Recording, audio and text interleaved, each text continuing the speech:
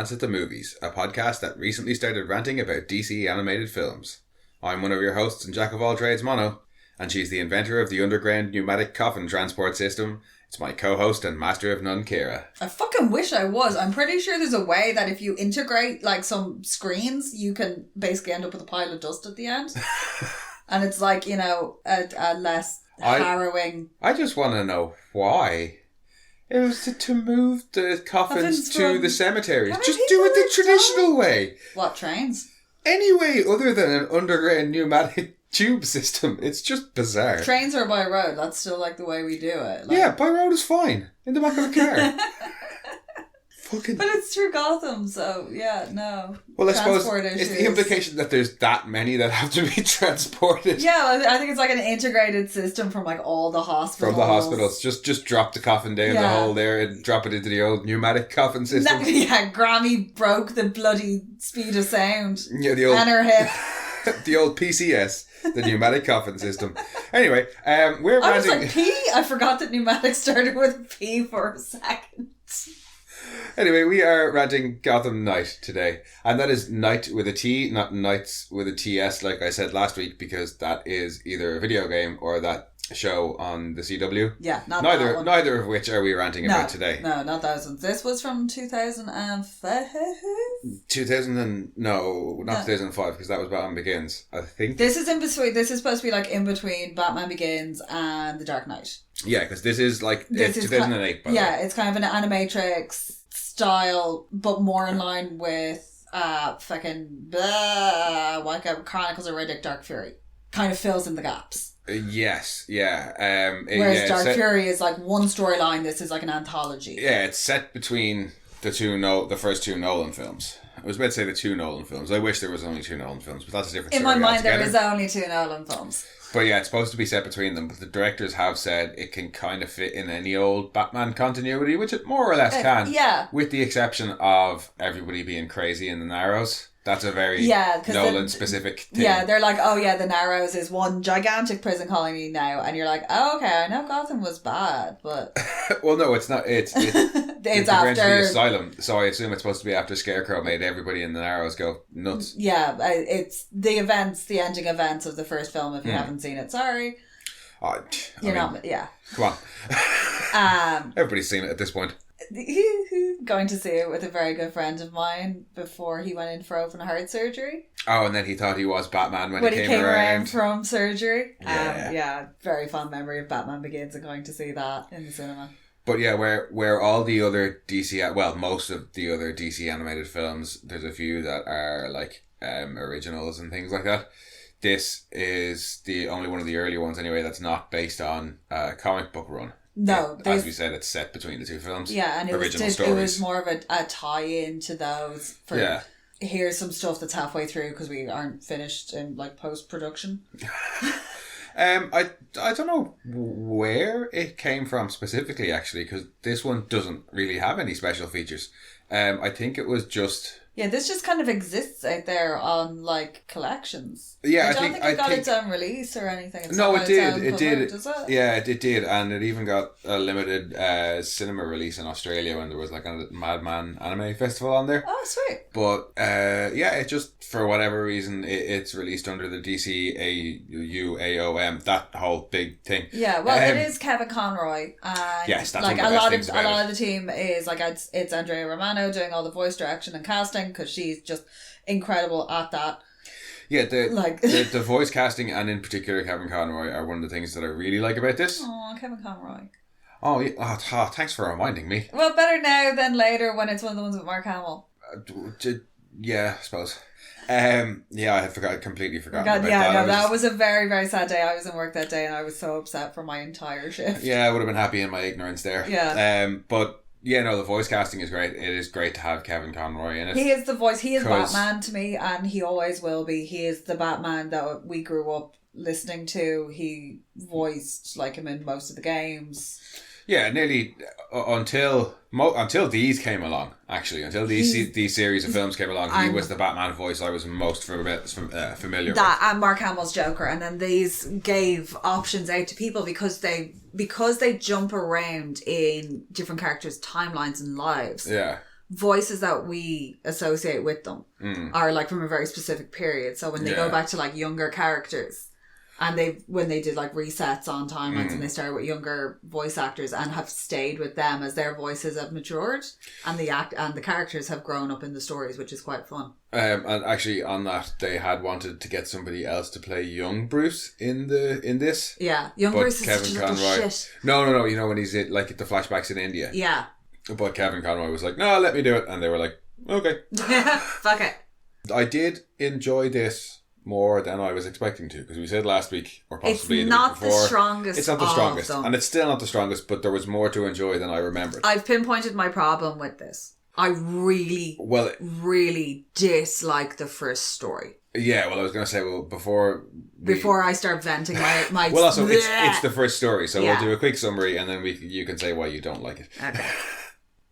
6 connected stories show an early Batman as he establishes himself as a force for good in Gotham and decides what kind of hero he wants to be. That's it. Yeah, it's really early on.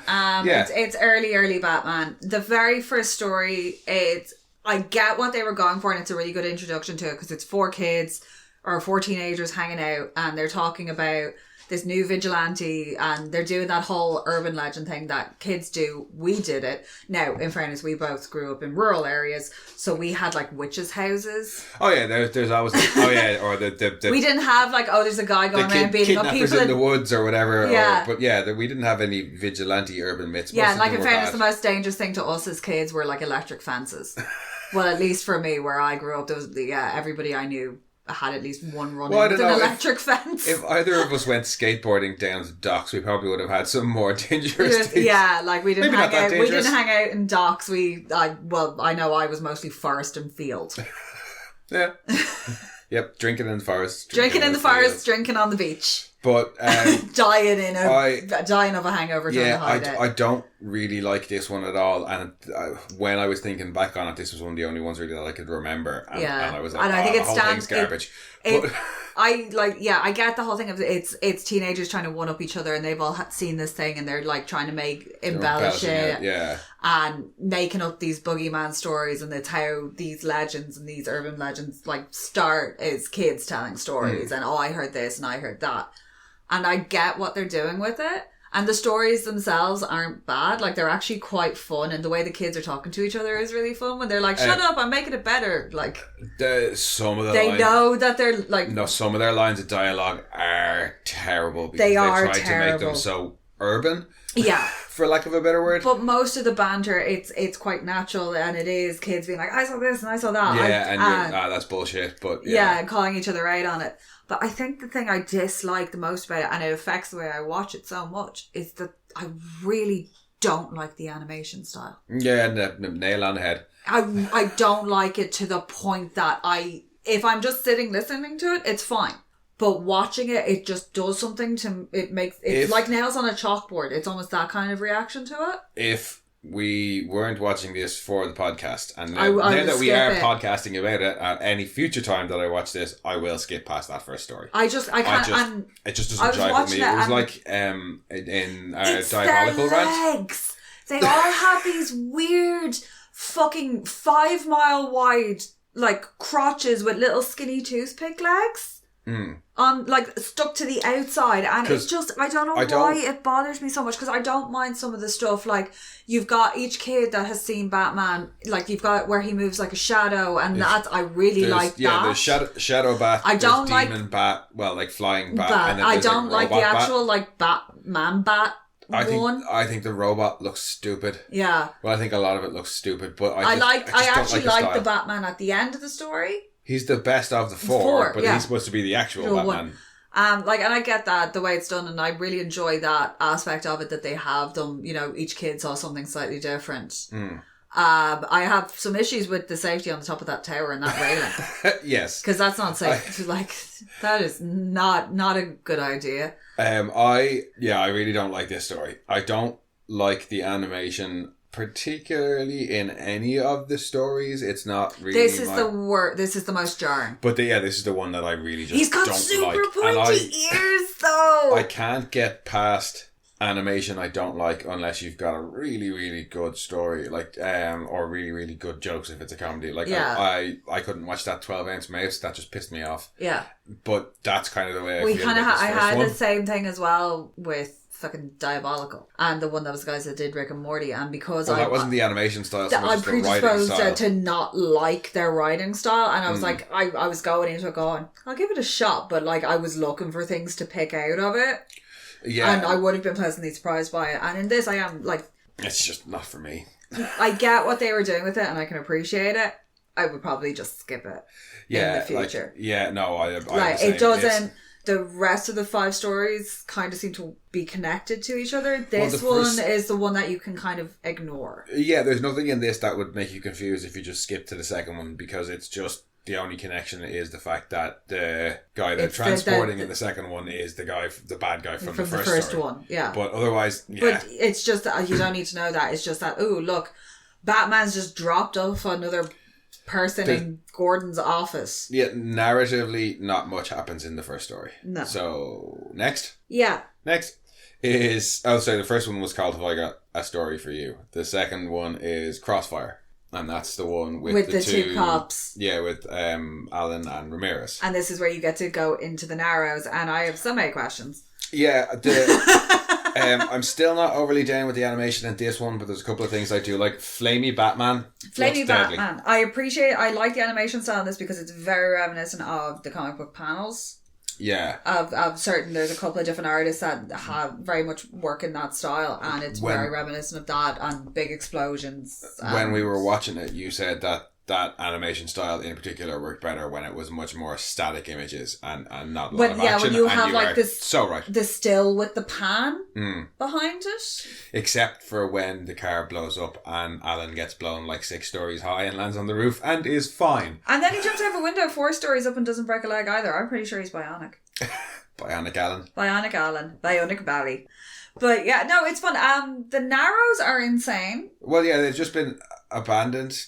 Yeah, they just put up a whole load of like chicken wire and barbed wire and went, yep, and raised all the bridges and just left it. And they're like, oh yeah, drive on up to the reception building, just like wind up your window. It's like it actually, you go through more security trying to get into Longmead Safari Park. Well, yeah. And they're like, yeah, lions and shit in there can eat you. But we don't want to hurt the lions, so that's why you go through more security. But I think it is just supposed to be, they were all the crazies from the Narrows. Yeah, and they're all inmates from Arkham, and you just drive up the road with fences on either side of you to the main building. But still, yeah, it's not great.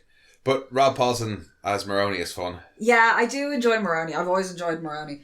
And there's no way they survived in that car. Well, nobody takes cover at all in the firefight. I know, it's brilliant. I like the Russian as well, because I always enjoy the mobsters of Gotham. Because the mobs, like, you've got the villains, all the doctor villains, because they all have PhDs. Most of them, yes. But then the mobsters are a completely different level of insanity. Yeah. And ridiculousness, and it's like, oh my god, it's the Russian. Oh, it's Maroni. They're very extra. And I enjoy it. And I suppose you kind of have to be if you want to survive in Gotham as a not super villain and just a plain old villain. And not have the Penguin mash you either. Yeah, well, he straddles that line between both, really, doesn't he? Yeah, because he's got the Iceberg Lounge. Well, he traditionally dabbles in... his crimes are very mob type crimes, and stolen artwork a lot. His manner of just going about is very super villainy with his gadgets and his themed lounges and stuff like that. Yeah, but he doesn't appear, unfortunately. No, and I do enjoy a Penguin. Just Scarecrow, Croc, and Deadshot are your 3 big villains. It is worth getting if you ever find. Lego did a fantastic Penguin car years back. Oh, it's the one from the Lego Batman movie. Yeah, with the long white rolls front on it, and I have it, and it's fantastic. If you ever see it, get it. We have having much Lego. I've literally all the cars. There's not really an awful lot of a story going on in this one. It's the 2 guys. This is more get caught up in the firefight, and it's about Alan. Well, story wise, it's about Alan. Because Alan's not from Gotham. He thinks that the Batman is a vigilante, which is technically correct. Technically, yeah. Which is the best type of correct.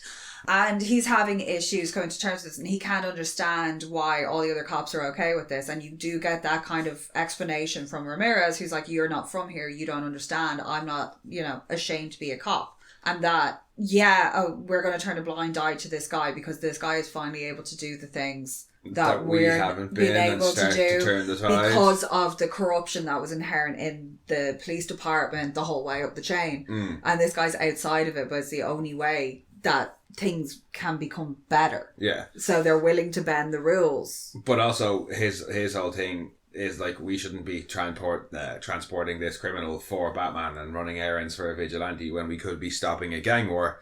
And then gets caught up in the middle of the gang war. When they get caught up in the middle of the gang war, Batman shows up anyway to stop it regardless of what they were doing. So he's kind of like, oh, well, shit. Yeah. And he saves Ramirez as he saves them both, really. And then is like, oh, you're on major crimes. Gordon handpicked you. You must be a good person. And it's like, fuck you, Alan. Yeah. Up yours. I don't mind that one as much. It's some of the later ones that I prefer. No, I like that one because it's nice to see that it's kind of like the effect that Batman has had on the city. Like, or is starting to have anyway. Yeah, because on one hand you've got the Narrows, which is just like a hell. And then they're in the Tri-Corners, which is gang territory. Yeah, with that lovely message on the wall that's like, if you lived here, you'd be dead by now. But then in the next story, Field Test, you get to see, okay, there is some Batman, but it's more about Bruce. Yeah, you get to see Bruce's morality and the way he's starting to think about things. That's Field Test. Yeah. And you've got K-Poppy Bruce. Oh my God, he looks like he's 12. Yeah, K-pop Bruce is a bit weird. And also what is with there's this side angle they keep drawing him at. It's like weird coquettish, like flirty over the shoulder kind of look. That's like, ugh. And it's just like light flying, like fling. Particularly when he says, when the sleazy contract or sleazy developer guy is like blonde or brunette, and he goes half Italian, half Russian. Yeah. And gives him this look. And he's like, ting! And then gets into his weird cowl. He looks like Owlman. I don't like it. His nose is way too pointy. Yeah, I don't like it. It's way too pointy. It gave me very much Court of Owls mask. Yeah. It had that shape to it because it was very oval as well. And the Court of Owl masks, because of the way the beak came out on them, came out like that on the front. Yeah, it's a weird look. But again, I think that's just that animation style. It's just how they've chosen to go with it. Like, yeah. It's that very hyper stylized. I do prefer it over the very first one. That's a style I do quite enjoy watching. But story wise, I really quite like this one because it's a nice little tight story. He goes and meets Lucius Fox at the start because there's something wrong with one of his satellites. Through that, develops a potential anti-bullet force field. Yeah. Because I like the fact that he's like, oh yeah, we were just testing the satellite by taking photos of these two yachts, and then our satellite mysteriously imploded.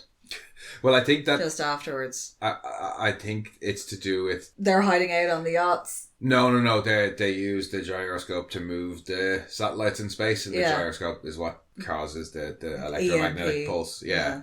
He goes out, does his golf thing.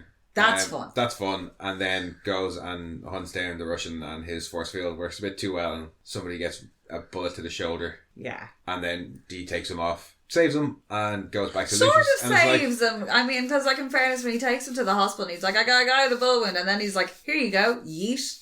Oh, when your man's running away, and he fires the I can't remember what those things are called that go around your feet. A bolo. Is that what they're called? If it's a string, I think it's a string with the two, or a rope with the two bits on the ends. I think it's a form of bolo. Wraps around your feet and you trip up and land on your bullet wound if you're this guy. Yeah, like shoulder first into a yummy. But the ending is what I really like because it's very...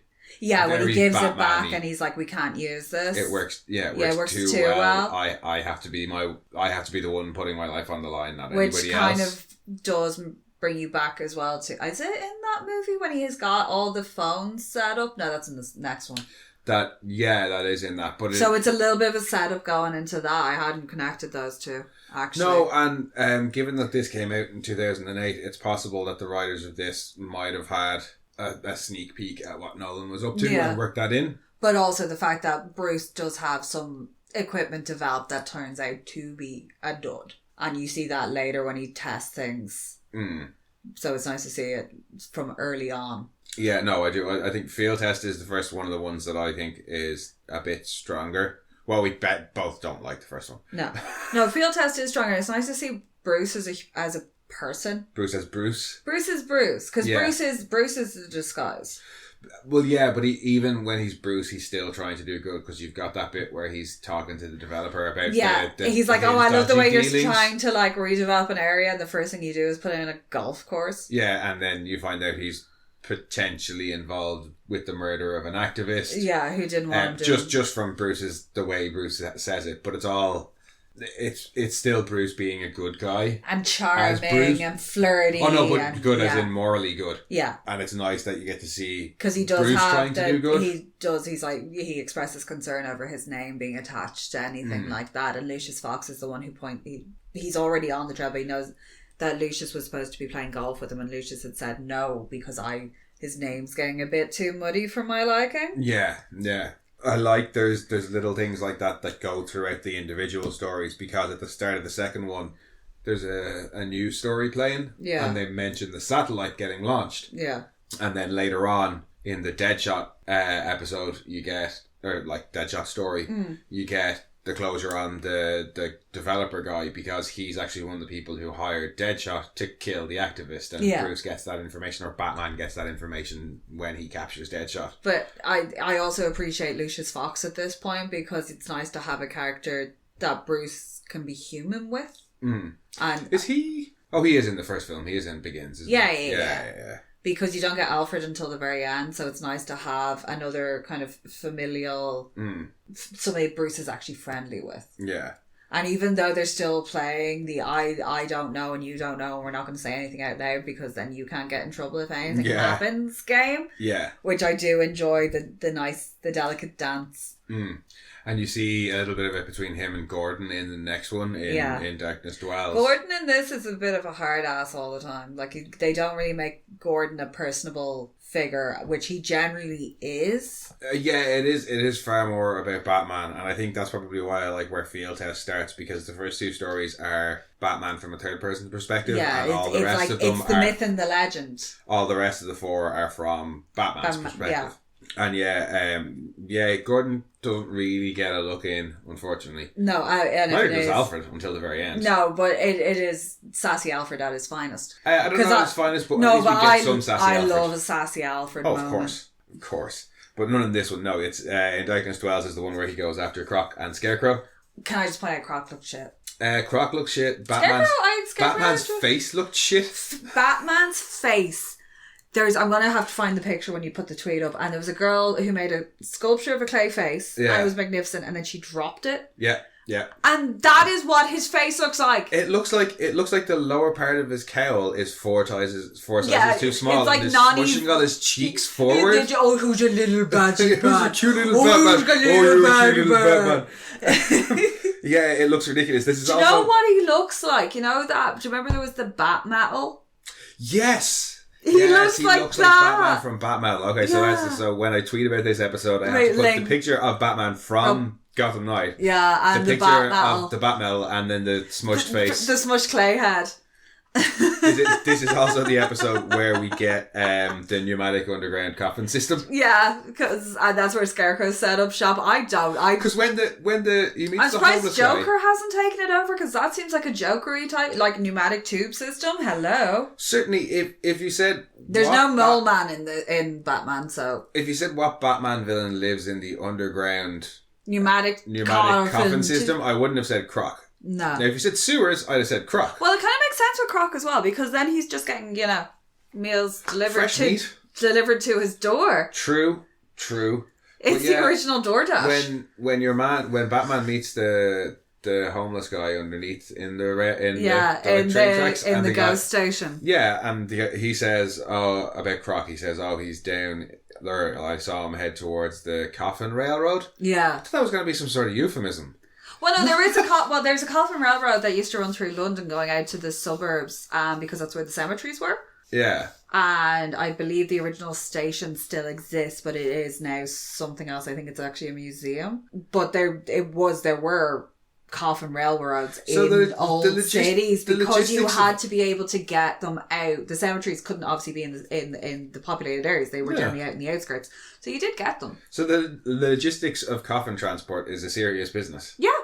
And not to be joked about. It has to be, apparently. In fairness, actually, it's the best situation because it has to be fast because you've got to think embalming techniques weren't that good. So you don't want stuff stinking up the city. I just can't get past shooting coffins around in pneumatic tubes, to be honest with you. Into space. Tubes! You're older than you said you were. You're better than you said you were. And if you weren't, you will be at the end. Okay, so... because there's just a brick wall. Pneumatic coffin systems aside, what did we like about this one? And also, I didn't really like the animation in this one. Oh, sorry, I just had it like if it was in Futurama and it was above ground. Yes, and clear, so you could see all the coffins zooming around the place. Oh. Things we liked about this one then. Backlogs would be horrific though. That opening shot is kick-ass with Gotham with all the fire shit tubes. On fire! Oh, who cares? It's Gotham. It looks class. It looks class. I have to say, actually, no. In terms of how Gotham looks in these, I don't like the first animated sequence. But when the girl is telling her story, I really like the way Gotham looks. And the kid who's up on the tower. That big fucking... That was very Tim Burton-y with like the big lions and stuff. But the way that her story looks, it's very kind of old New York suburbs. Where because they turn of the century New York, by which I mean 19th to 20th century. That turn, not like 1920, 1910, 1920s New York. It had that kind of look to it. No, I just mean another century has turned since we would have used that phrase. I know.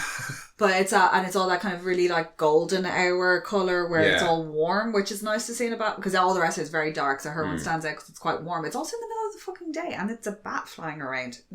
But never mind. Yeah, no, Gotham looks pretty cool in that one, but Gotham at the start. The Gotham at the start. This one is it's cool. It's like fucking cool. Judge Dredd. Scarecrow also looks particularly cool. Scarecrow's head looks good, but the rest of him, I always feel like the rest of his costume lets him down because they always put him in that like red flannel with the old patchwork pants, and like Wurzel Gummidge did it better. He reminded me of the Scarecrow in Judgment on Gotham. Yeah. When Judge Dredd comes to Gotham. Yeah, he's got that kind of overly cartoony look to him, and Scarecrow, I did like it. I think considering the Cillian Murphy Scarecrow, the mask on that I really liked, even though it's a little bit Brightburny. I liked that where you just had a kind of the distorted face with the eye, and I've seen him done better. Yeah. He tends to verge into cartoony a lot. Well, maybe it was just because Croc was so shit.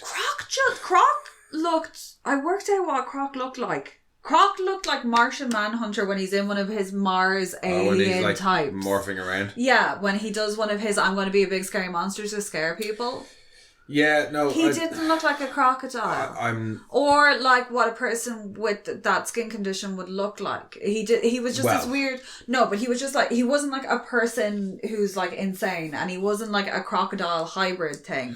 Plus he's only in it for that one fight, and then Batman shoves the thing in his face, and he shoots fire and then runs off. And then he fights Scarecrow. And it's like, Scarecrow is going to be the bad guy in this one. Okay. Yeah, it's not... Yeah. This one's not as strong Killer Croc was like disappointing. For what they made him out to be, it was quite disappointing. The escape from that one is fun because he's trying to rescue that priest. Well, and that's what directly leads into the next one as well. And that's where you get... But he's just like, look, there's a methane leak. Let me shoot it. But, the giant pipes. And they're standing on that big column in the middle and like shit's just crashing down around them. And he for sure drowned a half a dozen people. What I do like about that one actually is it starts with when Batman gives Gordon the earpiece and is like, don't bother trying to track me. Because I put all this shit in it. And it's like, no, you didn't. You bought it for $5.99 down in the warehouse, and like you just are Batman. You're just hoping that nobody fucking tries. It starts with him being all like, don't try to track me, and at the end when he's handing over the Cardinal to Gordon in the helicopter, Gordon's like, come on, get on, and he's like, maybe next time. I'm pretty sure he drained that Cardinal too on the way out. Well, he came very close to it. Yeah. But yeah, when he passes over the Cardinal, he's like, maybe next time. So you are starting to see a little bit Did you catch the Cardinal's horrendous accent? Unfortunately, yes. Because the Cardinal said, I can barely breathe in a terrible Jesus. Accent. Oh, Jesus, I can barely breathe. And I said out loud, I wish you couldn't. Next is Working Through Pain. Which is probably my favourite of the bunch. Working through pain, yeah. Yeah, that is the one where it's following directly on from the last story. Bruce has been bitten in the shoulder by Croc. Yeah, he's a little bit worse for wear. Yeah, bleeding out a bit and is trying to work through the pain. No wonder so many of his villains work out where he is, because he just bleeds all over the city. Yeah, are any of them... Like, the fact that Bane's the only one who's ever shown up at his gaff is amazing. Is Bane a doctor? Is he a doctor of forensics? No, Bane's just smart. No, Bane's one of the non-doctors. Oh, is he a non-doctor? As far as I know. Ah. But yeah, I like No, Bane's a luchador. But yeah, no, I like the story of this one in particular. Again, the animation style is still that kind of anime-y. It's not as... Yeah, well, it's the whole, like, Bruce never has learned, and Bruce is basically give me all the stuff and fuck the philosophy. That's what I really like about this one. And that does come across a lot. Like, Bruce is a hypocrite. Bruce is like, well, it's not even that he's hypocritical. He wants to cherry pick what he learns. Yeah, and it is very much atypical. Nowadays, he would do MMA. Well, probably, yeah. But yeah, he lacks discipline. He wants to use the knowledge and forget about the philosophy or the spiritual aspect behind it. Yeah. And he really, in this, you get the selfish side of him. Well, I don't even know that it's selfishness towards his goals, and it's kind of a closed-mindedness. But it's his lack of consideration of others in this. Yeah, well, he very much still has spoiled little rich boy. Well, yeah, because you see like that when he first finds out that the fakirs won't teach him because he wasn't honest. And he's like, I'll just money? Pay them however much I want. You do get very much the spoiled little rich boy whose parents died, like, and give me what I want. And this is him starting to grow out of it and get some harsh truths. And yeah, when he first goes to see Cassandra, she's like, well, why didn't they want to teach him? She's suspiciously white. But she's like, why didn't they want to teach him? And then he's fairly arrogant at the start of the story, and by the end, when she's basically telling him to go, he's like, yeah, I can't argue this. It's time to go. Yeah. But I've got what I needed. Yeah. Sorry it ended bad, but sorry, Cassandra. Like, I fucked up your whole life now. Cheers. Yeah, because that is one of the it's starting a long line of women he puts in danger. Yeah, it's nice to see. It's not, maybe you don't know how much hassle it's created for her, but Bruce has definitely created hassle for this woman. Yes, she has. And he would like to stay and help, but he can't, and he knows he can't, and she's made it clear he can't. And he just has to kind of deal with the fact that sometimes I make things worse. Yeah.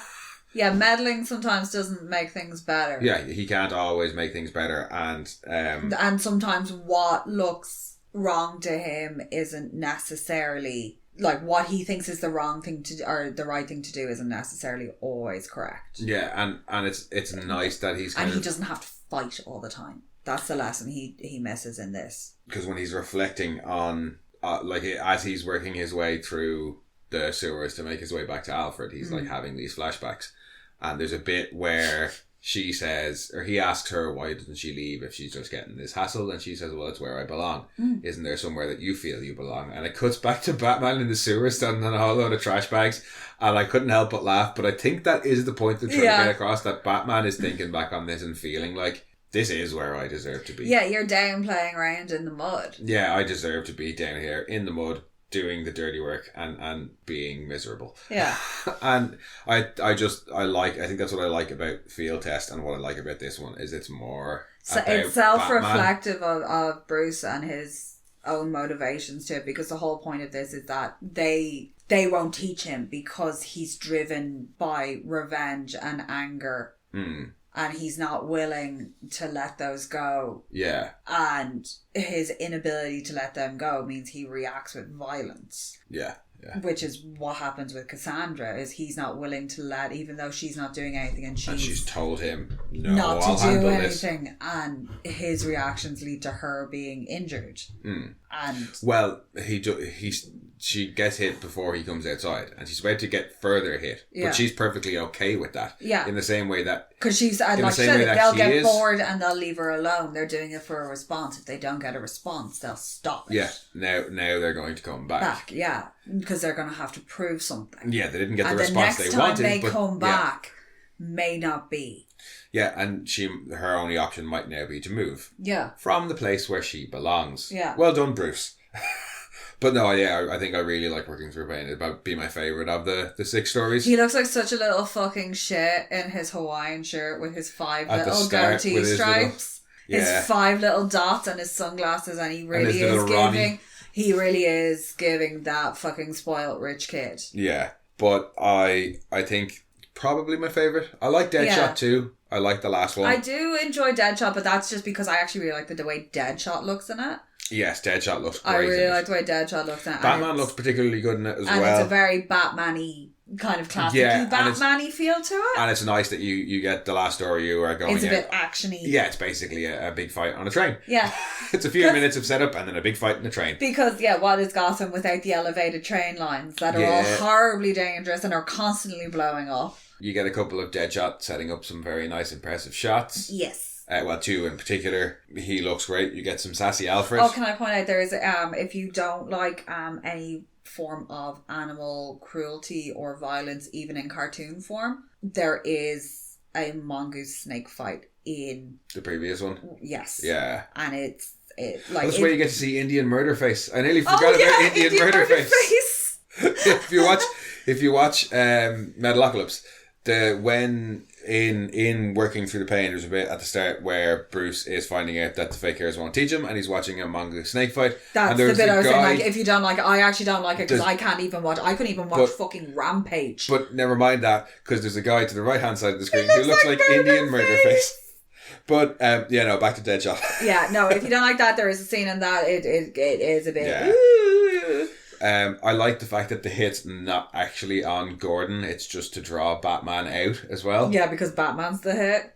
Although we do get a flashback to Batman's parents being shot, which I can do with that. I mean, it's less than 10 seconds, but God damn it. Especially if this just once. Especially if this is supposed to be set between the two Nolan films.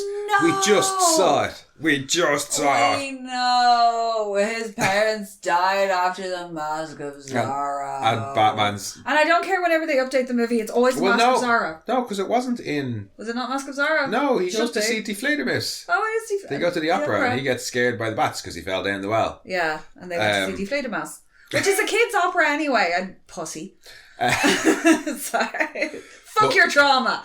But his little monologue about guns. Also, his dad in that is the purifier from the Chronicles of Riddick. That's right. We were trying to think about where he showed up recently and couldn't. Dr. Thomas Wayne, who I would love to have seen as alternative Batman. Because think about how good he is as the purifier. Yeah, he would have been an interesting Thomas Wayne Batman, alright. But no, his little monologue about, when Alfred brings in the box of guns, or the paper bag full of guns. It's a paper bag full of guns, and that's a very solid clunk. And guns do weigh an awful lot. Especially when there's a big fucking bag full of them that's just brown paper. And he just wanders in and hoof onto the table, and it's like, fuck me, what's that paper bag made out of? I don't know. Because it's clearly not paper.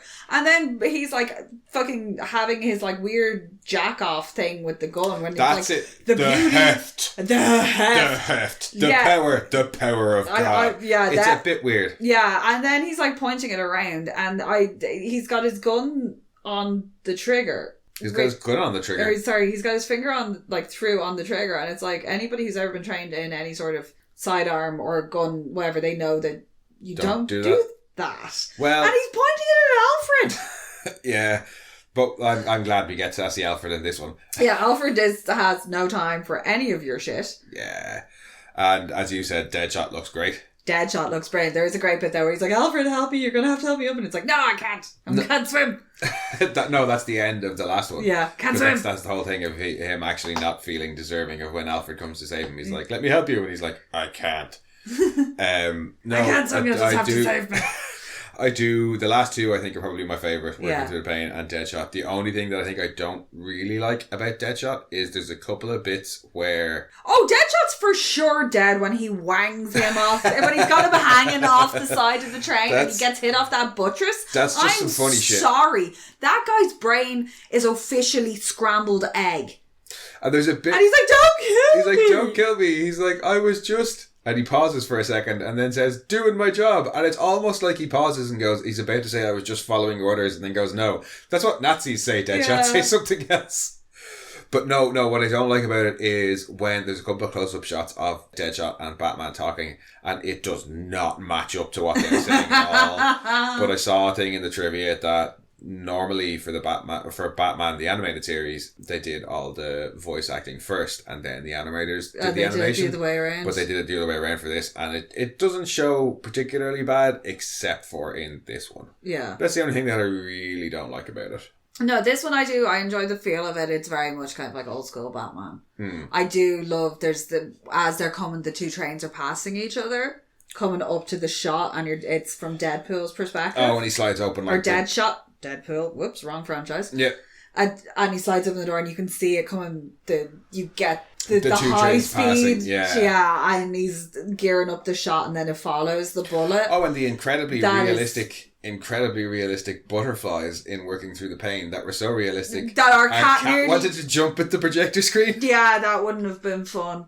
The cat went fucking mental. So no, there are bits of the animation that I really appreciate, but it's more like backgrounds and stuff like that, like we said with Gotham looking particularly cool. There's a couple of bits of it that really remind me of very early like MTV's 90s animation, like in the Eon Flux that feel. Yeah, it's a very anime style overall, which I don't normally go in for. I just don't watch a lot of anime. I've nothing against it. There are certain styles that I like, but some of them can be very jarring, especially like the over exaggeration. That first one is jarring. Yeah. None of the rest of the animation just the really legs. If you just ignore them all from the waist down. No, I can't. It's too much for me. None of the rest of the animation puts me off, but that first one puts me off. Yeah.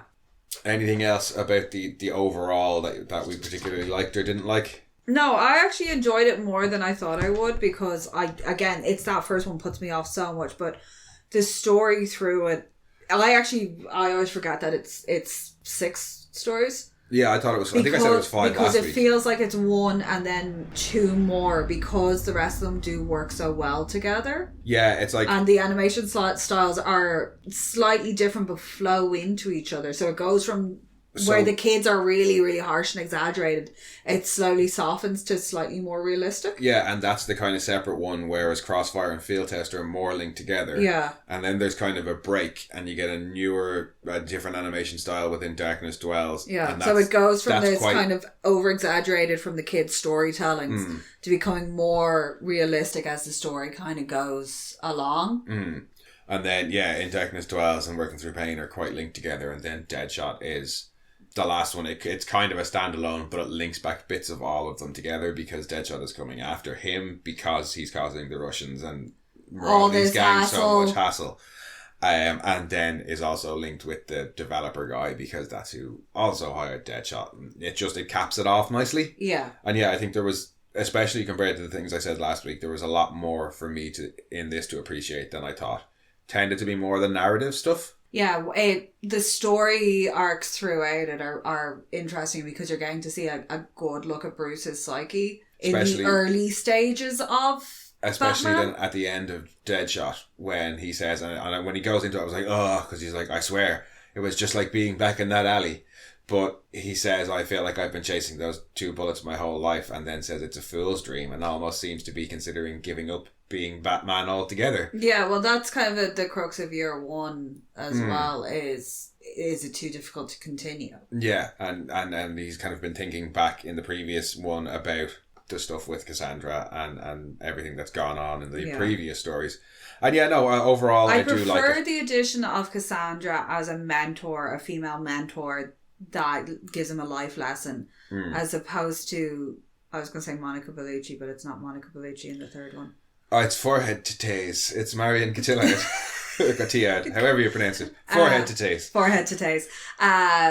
In the third one, in the story of as Talia. Yeah. Because I love Talia. I love the character Talia. I would love to have seen Talia. It's not her fault. I'd love to have seen what she could have done with a better written Talia. Yeah. But I think that the story of him fucking over somebody who is older that he respects.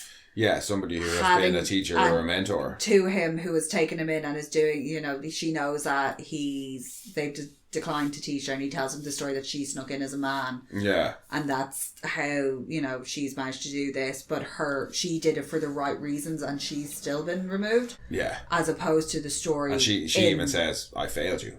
as opposed to the story in The Dark Knight Rises. Yeah. Of the kid who's persevering to get out. Yeah, well, I know that our feelings about The Dark Knight Rises are it's not great. They did tell you, it's so dirty. Yes, Bane. Bane. No, we're not getting into it. No. We're not getting into it. I like Tom Hardy. I think Bane could have been better. Yeah. No, but this, it is a bit of a mixed bag. There's 3 that I quite like, and there's 2 that I, about, and 1 that I really don't like. No. Still but it is worth watching if you haven't seen it, because it'd be interesting if you're going to go back and watch all 3 of the Nolan movies, whack this on in between. Yeah, it would. It would actually in between the first and the second one, just to give you like a little fill in of the situation, because there's a bit of a time gap between the first and the second one. I know. Yeah, no, it fits nicely in between them. Yeah. I will say, actually, I hadn't kind of considered that.